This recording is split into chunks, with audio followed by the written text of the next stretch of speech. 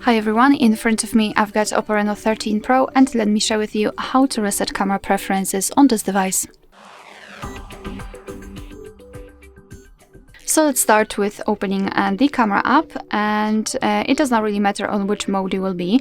All you have to do is to enter the settings. Before, I just wanted to draw your attention to the grid lines. I've applied them before I've started the recording because I'd like to show you a visual evidence and that the reset option will work, so they should disappear after the whole operation.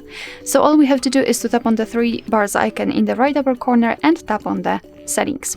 Now let's scroll down to the very bottom and tap on Restore Defaults and tap on Restore to confirm.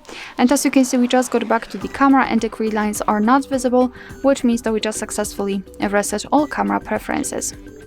Alright, so that will be all. Thank you so much for watching. Please hit the subscribe button and leave the thumbs up.